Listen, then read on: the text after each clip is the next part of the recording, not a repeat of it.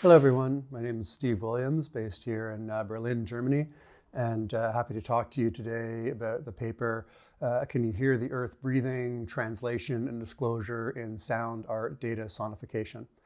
I'm going to talk a little bit about the intent behind the paper, what we found, and what comes next.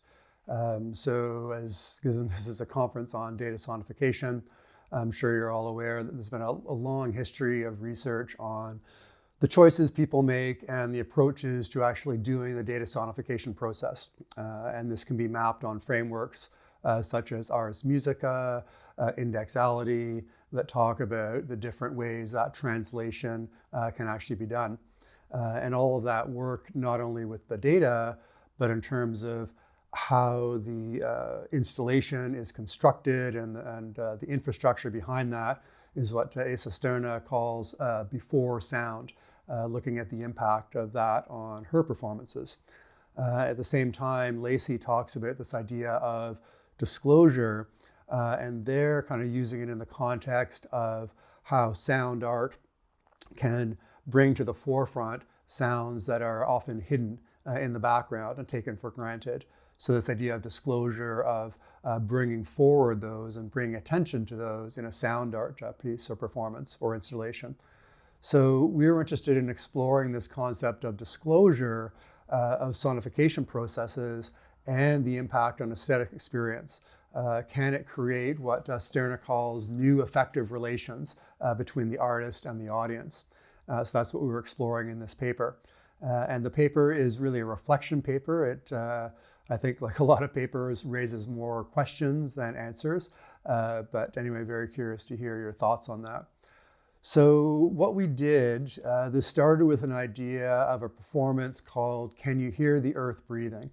The idea, could we actually take data, carbon dioxide concentration data that's recorded at an observatory in Hawaii, as well as data from ice cores going back 800,000 years, and translate that into sound. So I collaborated with the data artist Lisa Knoll, where we downloaded those different data sets. She did the data manipulation, translated those into MIDI, then played that back through a modular synthesizers, which you can kind of see some of the synthesizers here, and processed that in Ableton, as well as perform that live with a mix of field recordings. And the piece was organized in terms of themes of breath, water, plants, animals, and industry and traffic, kind of roughly representing the different parts of the carbon cycle of things that absorb CO2 and produce CO2. And the idea was to create really a bit of an immersive experience so people could literally hear the earth breathing. But as we got into the process, we realized that saying that phrase, literally hear the earth breathing, is a bit more complex than that because of all the things we mentioned at the beginning around all those choices of, well, we say we're hearing the earth breathing, but we're making choices about the data. We're making choices about the upper and lower bounds of the notes. We're making choices about sound processing, about the instruments, what's in and what's not, looping, all those kind of things. So we started playing with this idea of disclosure. How could we actually show the audience what was going on behind the scenes? So we did that in two ways. One, creating a video, and the other through a text handout. So the video itself, and this played back during the performance, showed a lot of the elements that we talked about. Lisa did a screen recording of her doing the data manipulation process of exporting that to MIDI. I did screen recordings of myself taking that MIDI, manipulating that in Ableton, doing the recording process, doing the sound manipulation.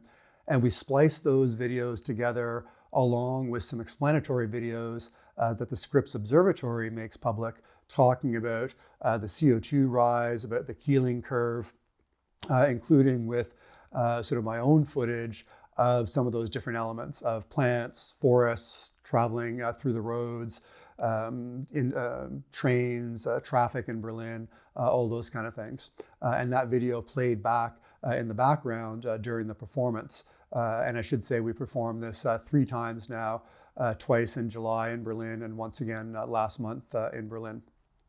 And then we also had a text handout that we actually titled the cast of characters.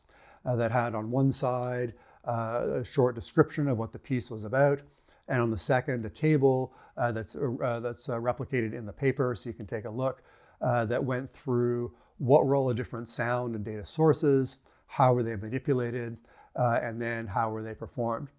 And what we were really interested in is starting to understand, how does this really create a different kind of connection with the audience? Does it actually help people better understand the content?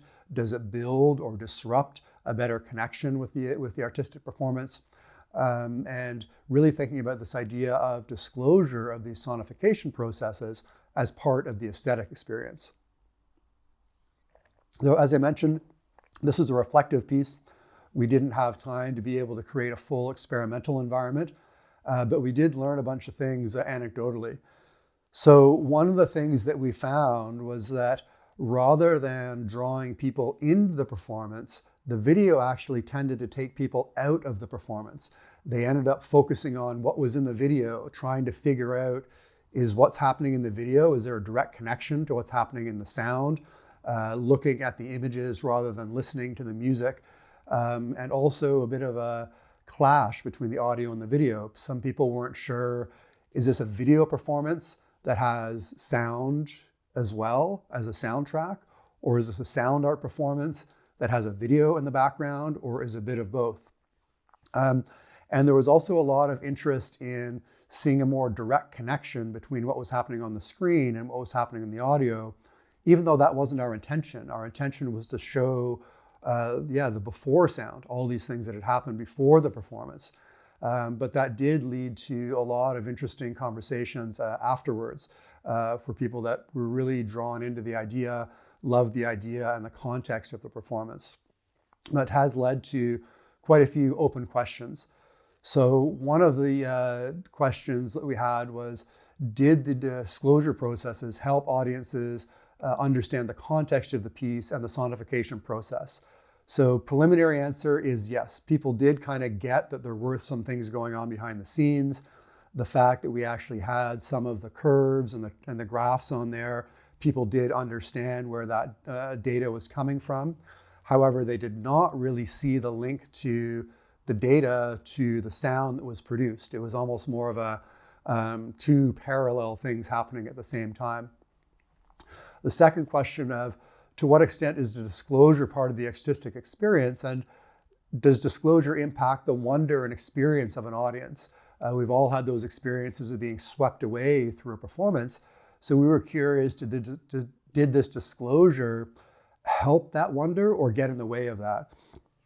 And our preliminary answer is that it did get in the way. That people were interested in that, but it didn't really fit into the artistic experience itself.